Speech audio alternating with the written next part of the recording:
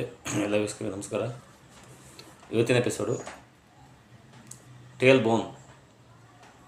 ಯಾರಿಗೆ ಟೇಲ್ ಬೋನ್ ಪೇನ್ ಬರುತ್ತೋ ಅವರಿಗೆ ಕಲರ್ ಥೆರಪಿಯಿಂದ ಪರಿಹಾರ ಮಾಡ್ಬೋದು. ಟೇಲ್ ಬೋನ್ ಬರೋಕ್ಕೆ ಕಾರಣ ಅಲ್ಲಿ ತೇವಾಂಶ ಹೆಚ್ಚಾಗಿರುತ್ತೆ. ತೇವಾಂಶ ಹೆಚ್ಚಾದ್ರಿಂದ ಅಲ್ಲಿ ಟೇಲ್ ಬೋನ್ ಬರ್ತಾ ಇರುತ್ತೆ. ಅದಕ್ಕೆ 3 ಕಲರ್ ಬೇಕು. ಒಂದು ಸ್ಕೈ ಬ್ಲೂ, ಯೆಲ್ಲೋ ಮತ್ತು ಬ್ಲ್ಯಾಕ್. ಈ 3 ಕಲರಿಂದ ಟೇಲ್ ಬೋನ್ನ ಸಂಪೂರ್ಣವಾಗಿ ಗುಣಪಡಿಸ್ತೀವಿ. ಫಸ್ಟು ನಿಮ್ಮ ಬಲಗೈಗೆ ತೋರುಗಳು, ಇಂಡೆಕ್ಸ್ ಫಿಂಗರ್ ತೋರುಗಳು, ಈ ಬುಡಕ್ಕೆ ಸ್ಕೈ ಬ್ಲೂ ಈ ಥರ ಹಿಂಗಾಗುತ್ತೆ. ಈ ರೀತಿ ಸ್ಕೈ ಬ್ಲೂ ಹಾಕ್ಬೇಕು. ಅದೇ ರೀತಿ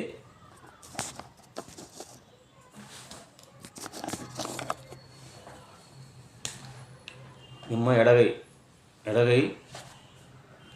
ರಿಂಗ್ ಫಿಂಗರ್ ಹಿಂದ್ಗಡೆ, ಬುಡದಲ್ಲಿ ಹಿಂದ್ಗಡೆ ಇಲ್ಲಿ ಬ್ಲ್ಯಾಕ್ ಹಚ್ಬೇಕು. ಇಲ್ಲಿ ರಿಂಗ್ ಫಿಂಗರ್ ಬುಡದೊಳಗಡೆ ಇಲ್ಲಿ ಈ ರೀತಿ ಬ್ಲ್ಯಾಕ್ ಹಚ್ಬೇಕು. ಈ ರೀತಿ 2 ಕಡೆನೂ ಹಚ್ಚಿ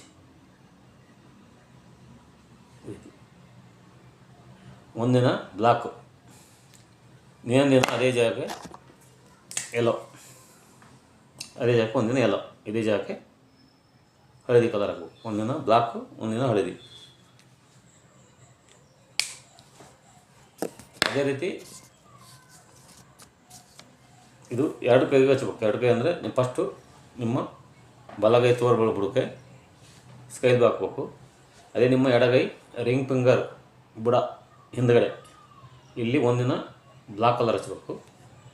ಏನು ಮಾರನೇ ದಿನ ಯೆಲ್ಲೋ ಕಲರ್. ಈ ರೀತಿ ಹಚ್ಚಿಂದ ಬಂದರೆ ನಿಮ್ಮ ಟೇಲ್ ಬೋನ್ ಸಂಪೂರ್ಣವಾಗಿ ಗುಣ ಆಗ್ತಾ ಬರುತ್ತೆ. ಅಲ್ಲಿ ತೇವಾಂಶ ಹೆಚ್ಚಾದ್ರಿಂದ ಆ ಥರ ಪೇನ್ ಬರುತ್ತಿರುತ್ತೆ. ಆ ತೇವಾಂಶ ಕಡಿಮೆ ಮಾಡುತ್ತೆ. ಇಲ್ಲಿ ಹಚ್ಚೋದ್ರಿಂದ ಯೆಲ್ಲೋ ಕಲರ್ ಮತ್ತು ಬ್ಲ್ಯಾಕ್ ಹಚ್ಚೋದ್ರಿಂದ ಅಲ್ಲಿ ಇನ್ಫೆಕ್ಷನ್ ಆಗಿರಲಿ, ತೇವಾಂಶ ಹೆಚ್ಚಾದರೆ ಅದು ಸಂಪೂರ್ಣವಾಗಿ ಕಡಿಮೆ ಆಗ್ತಾ ಬರುತ್ತೆ. ಇನ್ನು ಡೈಲಿ ಹಚ್ಚಬೇಕು. ಇದು ಕಡಿಮೆ ಆಗೋವರೆಗೂ ನಿಮ್ಮ ಹಚ್ತಾ ಬರ್ಬೇಕು. ಈ ಕಲರ್ ಹಚ್ಚಿದರೆ 2 ರಿಂದ 3 ಅವರ್ ಇರಬೇಕು. ಆನಂತರ ಅದನ್ನು ವಾಶ್ ಮಾಡ್ಬೇಕು.